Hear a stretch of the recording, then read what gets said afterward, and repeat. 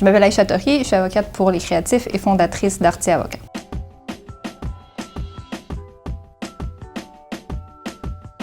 En fait, il y a vraiment beaucoup de types de contrats qu'un artiste peut rencontrer dans sa vie, mais je vais parler de quelques types de contrats qu'on voit le plus souvent. Donc déjà, il y a le contrat de disque et je vais parler du contrat d'agence. Le contrat de disque, il se décline sous plusieurs formats. Donc déjà, il y a le contrat de licence, qui est le contrat en fait où lorsque les œuvres existent déjà et qu'elles sont déjà créées par l'artiste accorde à la maison de disques le droit d'utiliser, de diffuser, en fait d'exploiter ces œuvres-là en échange d'une redevance. Donc ici, on parle pas de transfert de droit, on parle vraiment de l'artiste qui accorde ce droit-là pendant une certaine période de temps. Donc normalement, on parle de 5 ans. Et à la fin de la durée de ce contrat-là, eh bien, les droits sont encore en la possession de l'artiste. Donc ça, c'est l'avantage du contrat de licence.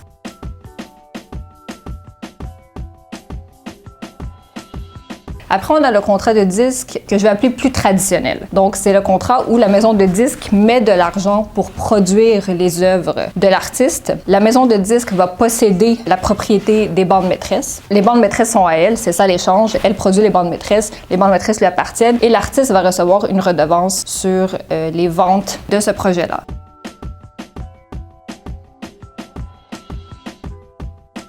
Le contrat de disque peut aussi se retrouver dans ce qu'on appelle un contrat 360. Donc, on parle d'un contrat où la maison de disque va venir chercher des revenus, en fait, dans tous les pans de la carrière de l'artiste. Donc, souvent, il va y avoir le contrat de disque qui va être le contrat central. Puis, après, il va y avoir d'autres contrats qui vont se rattacher à ça. Donc, il peut y avoir un contrat d'agence, il peut y avoir un contrat d'édition, il peut y avoir un contrat de production de spectacle, il peut y avoir une somme qui est retenue sur les produits dérivés. Donc, la maison de disque va vraiment venir chercher le plus de revenus possible sur différents points de la carrière de l'artiste. Puis, il peut y avoir des contrats 360 avec moins de revenue streams et des contrats 360 avec plus de revenue streams. Donc, on peut être dans une situation où il y a juste contrat de disque, contrat d'agence, contrat d'édition. On peut être dans une situation où il y a contrat de disque, contrat d'agence, contrat d'édition, production de spectacles, produits dérivés, etc. Donc, c'est vraiment du cas par cas. Donc, ça, c'était pour les contrats de disque et le contrat 360.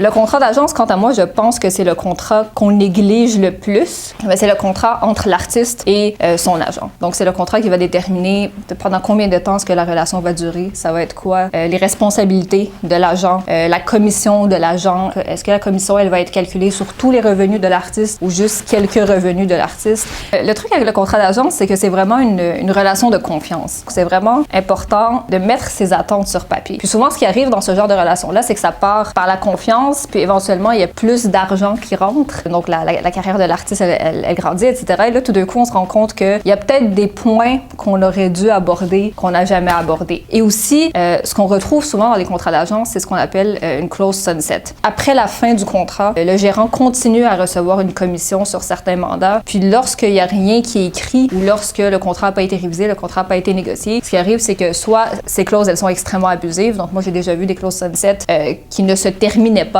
Ad vitam aeternam, pour l'éternité, le gérant continue à recevoir une commission même s'il n'était plus le gérant de l'artiste. Ou j'ai vu des situations où il n'y avait pas du tout de contrat, puis le gérant disait moi je continue à recevoir une commission sur certains mandats sur lesquels j'ai travaillé ou certaines opportunités que tu n'aurais pas eues si c'était pas d'un certain travail que moi j'ai effectué en amont.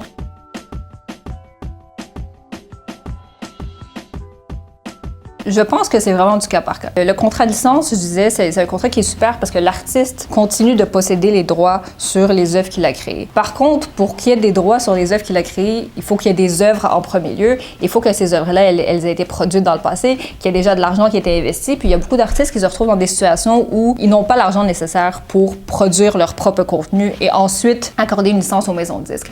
Donc, dans cette optique-là, il y a plusieurs situations où un artiste va dire oui, peut-être que j'ai pas la propriété de mes bandes maîtresses, mais au moins il y a quelqu'un qui me finance, puis je suis capable de créer mes œuvres, de les sortir et de vivre d'une certaine façon de ça. Pour d'autres qui ont déjà l'argent pour s'autoproduire puis qui cherchent juste un contrat pour ajouter de l'ampleur à la diffusion de leur œuvre, etc., là c'est sûr que le contrat de licence, dans beaucoup de situations, ça va être beaucoup plus bénéfique.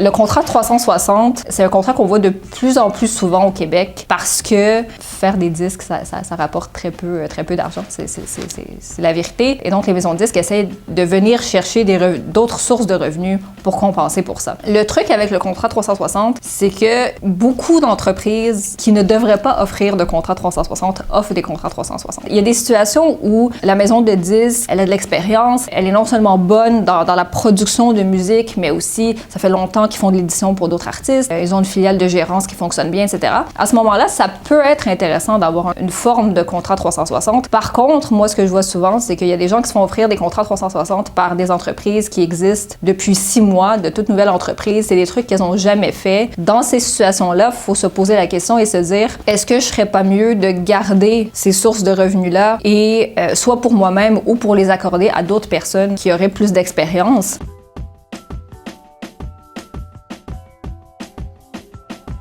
La possibilité de renégocier ou de sortir d'un contrat, ça dépend vraiment de beaucoup de choses.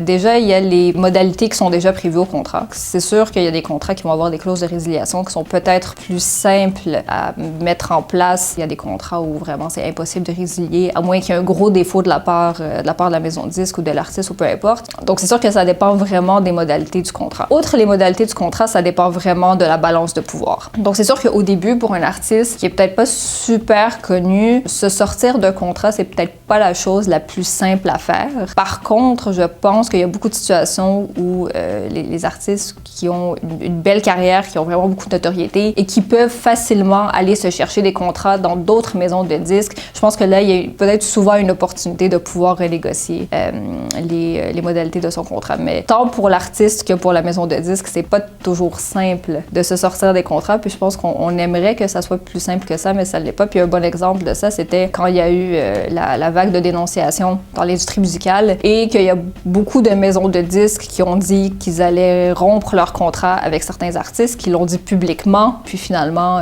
on se rend compte que c'est peut-être pas aussi facile de s'en sortir.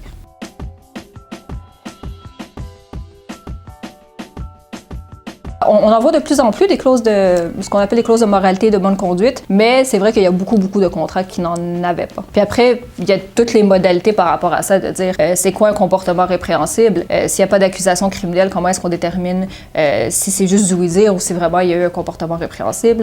Donc il y a vraiment beaucoup de questions qu'il faut se poser dans ce genre de situation-là.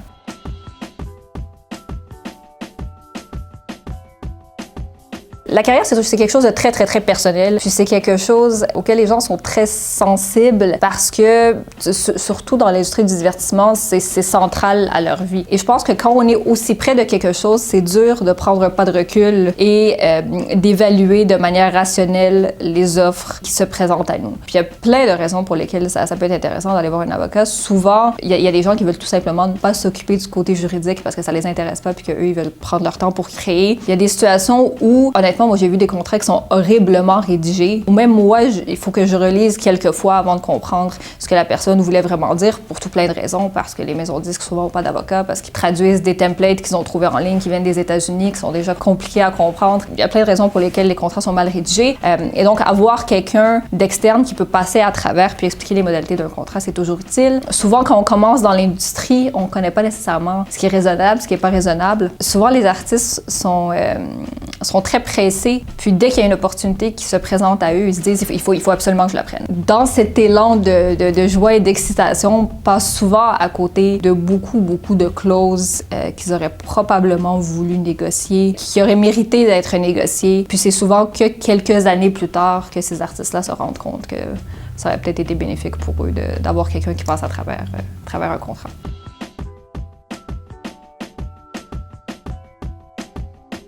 C'est intéressant que tu poses cette question-là parce que j'avais écrit un article justement sur la différence entre un agent et un avocat, la complémentarité en fait du travail des deux. L'avocat, il est utile à plusieurs égards dans des situations où un agent peut peut-être pas agir de manière complètement impartiale. Un exemple de base qui est le contrat avec l'agent. Donc évidemment, la personne va devenir ton agent, mais avant ça, l'idéal c'est d'avoir quelqu'un d'externe qui est là pour s'assurer en fait que le contrat te respecte. Ça évidemment, c'est un travail que l'agent peut pas faire. Après, moi, j'ai souvent travaillé en collaboration avec des agents. Donc, souvent, ce qui arrive, c'est que l'agent va faire une première révision du contrat, puis eux, ils vont regarder les clauses, je dirais, plus business.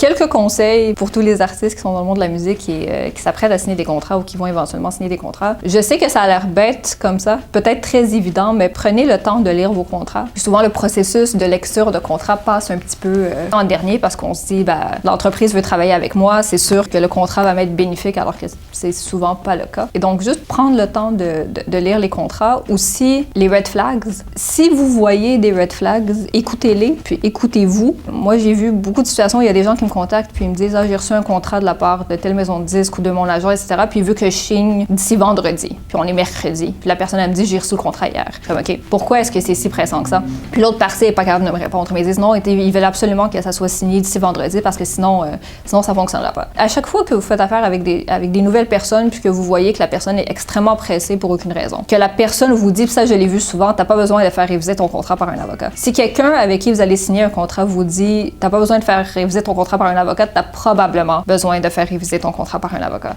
Quelqu'un qui a rien à se reprocher va avoir aucun problème avec le fait que vous preniez le temps de passer à travers le contrat puis de le faire réviser. Si vous voyez des comportements avant même que la relation ait débuté qui vous semblent problématiques puis qui vous mettent pas super à l'aise, dans beaucoup de situations, la réponse c'est vous devriez trouver une autre opportunité d'affaires. Puis je pense que vous devriez pas avoir peur de réaliser que les opportunités qui sont devant vous sont peut-être pas les opportunités que vous devriez nécessairement accepter.